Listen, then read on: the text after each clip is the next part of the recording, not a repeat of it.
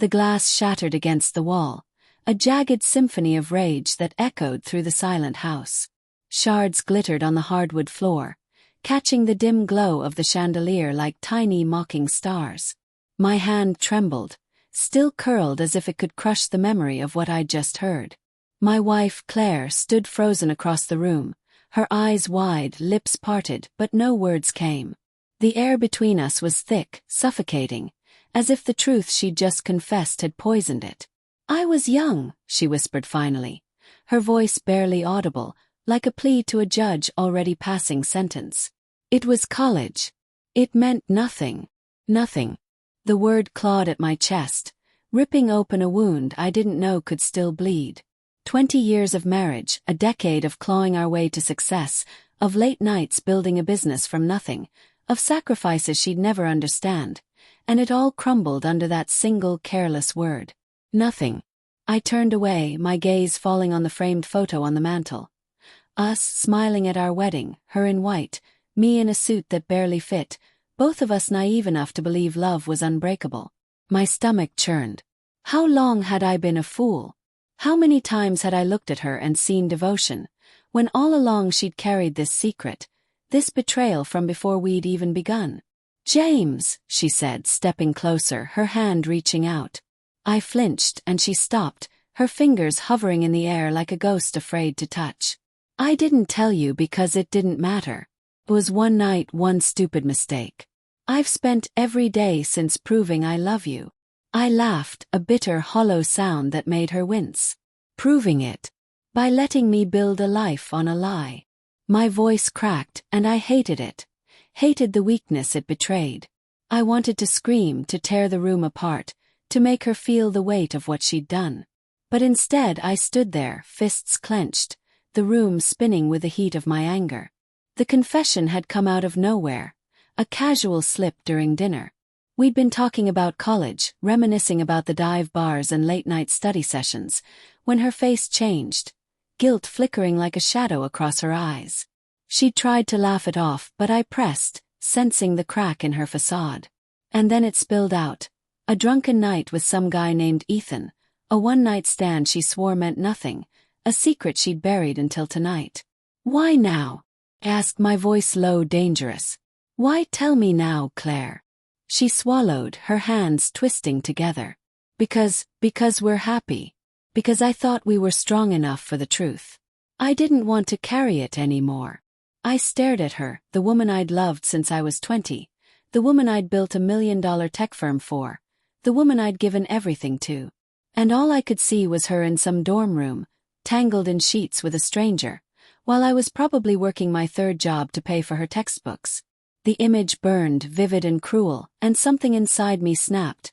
Not loudly, not violently, but quietly, like a wire stretched too thin. "I need air," I said, turning toward the door. She called after me, but I didn't stop. The night air hit me like a slap as I stepped onto the porch, the cool October breeze doing nothing to calm the fire in my chest. I leaned against the railing, staring at the manicured lawn of our suburban empire, the life we'd built together. The life I'd built. The betrayal wasn't just the act. It was the years of silence, the way she'd let me love her without knowing the truth. Every touch, every smile, every "I love you" now felt like a lie. And yet, part of me wanted to forgive her, to chalk it up to youth and stupidity, to move on. But another part, darker and colder, whispered a different path. It wasn't enough to forgive. It wasn't enough to forget. She'd taken something from me. My trust, my pride, and I wanted it back. I wanted her to feel what I felt. That night I didn't sleep. I sat in my study, the glow of my laptop casting shadows on the walls. I poured a whiskey, then another, letting the burn fuel my thoughts. Revenge wasn't a word I'd ever associated with myself. I was James Whittaker, the guy who worked hard, who stayed calm, who built solutions, not problems. But now, as I stared at the screen, my fingers hovering over the keyboard, I felt something new, a hunger, sharp and relentless. I didn't know what form it would take, but I knew one thing: Claire would pay. Over the next few weeks, I played the part of the forgiving husband. I smiled at breakfast, kissed her cheek, and told her we'd get through this. She bought it, her relief palpable, her gratitude spilling over in small gestures, cooking my favorite meals, lingering in my arms at night. But every touch felt like a blade, every kind word a reminder of her deception. I wasn't forgiving her. I was watching, waiting, planning. I started digging. It began innocently enough. Old college photos, yearbooks, her social media from a decade ago, before she'd locked it all down. I found Ethan. Ethan Caldwell, a name that meant nothing until now. His LinkedIn profile was polished, smug. A corporate lawyer in Boston, married, 2 kids, a life as perfect as mine appeared to be. I stared at his photo, his square jaw and easy smile, and felt a surge of hatred so pure it scared me. Did he know about me back then? Did he laugh about the naive boyfriend waiting at home while he took what wasn't his? I didn't stop there. I hired a private investigator, a discreet man named Vince who asked no questions. I told him I needed closure, needed to know if Claire's story was true. One night, one mistake. Vince delivered a file 2 weeks later, and I read it alone in my study, the house silent except for the hum of the heater. The report was clinical, detached. Ethan Caldwell, junior year, same university as Claire. A string of casual hookups, a reputation for charm. No evidence of an ongoing affair, but no way to confirm it was just one night either. The ambiguity gnawed at me, feeding the obsession growing in my chest. I started testing Claire, subtle at first. I'd mention college in passing, watching her reaction, looking for cracks. Remember that party at Sigma Chi? I'd say, knowing full well she'd been with Ethan at one of those. Her smile would falter, her eyes darting away, and I'd feel a sick satisfaction like I was peeling back her mask. She thought she was safe, that I'd moved on. She was wrong. The business kept me grounded, or so I told myself. Whitaker Solutions was my pride, a tech firm specializing in cybersecurity, built from late nights and sheer will. Claire had been there in the early days, answering phones, balancing books, but it was my vision, my code, my sweat that turned it into a name. Now it was worth millions, and she reaped the benefits. Designer clothes, charity galas, a life of ease. I started to resent that too. Why should she have it all when she'd betrayed me? The idea came slowly, creeping in like a shadow. It wasn't enough to confront her, to yell or leave. I wanted her to feel the weight of her lie, to lose something she valued, just as I had. But it had to be precise, calculated, not a reckless outburst. I began diverting small amounts from our joint accounts, funneling them into a private fund. I told myself it was for security, a backup plan, but deep down I knew it was the first step. I was building a weapon, though I didn't yet know its shape. One night, Claire came home late from a gala, her cheeks flushed with wine and laughter. She leaned in to kiss me, and I let her, but my mind was elsewhere, spinning with possibilities. "You're quiet tonight," she said, her voice soft, searching. "Just thinking about the business." I lied, my smile tight. "Big plans." She nodded, oblivious, and went to bed.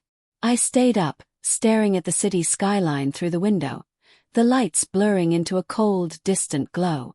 I wasn't the man she thought I was anymore. I wasn't sure who I was becoming, but I knew one thing. I was done being the fool. The plan took shape over months, a slow burn that matched the simmer of my resentment. It wasn't enough to hurt Claire emotionally. She'd already weathered my anger, my cold silences, and come out believing we were fine. No, this had to be deeper, something that would strip away the life she'd built on my back. And it had to involve Ethan, the ghost who'd haunted me since her confession. I started with the business. Whitaker Solutions was my empire, but Claire was woven into it. Her name on the board, her face at every gala, her charm smoothing deals I'd worked years to secure. She thought it was hers as much as mine. That was her mistake. I began shifting assets, quietly restructuring the company to minimize her stake.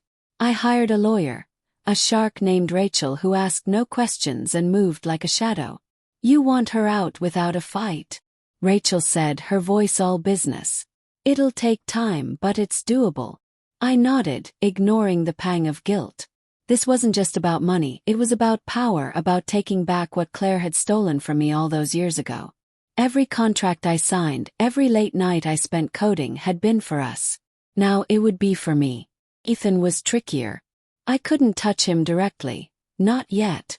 But I could unsettle him, make him feel the weight of his past. I used my firm's resources, the tools I'd built to protect clients, to dig into his life. A few well-placed hacks, nothing illegal, just gray enough to stay under the radar, gave me access to his emails, his calendar, his secrets. Ethan wasn't as clean as his LinkedIn suggested. A side deal with a shady client, a flirtation with a coworker that skirted too close to an affair. Small cracks, but enough to work with.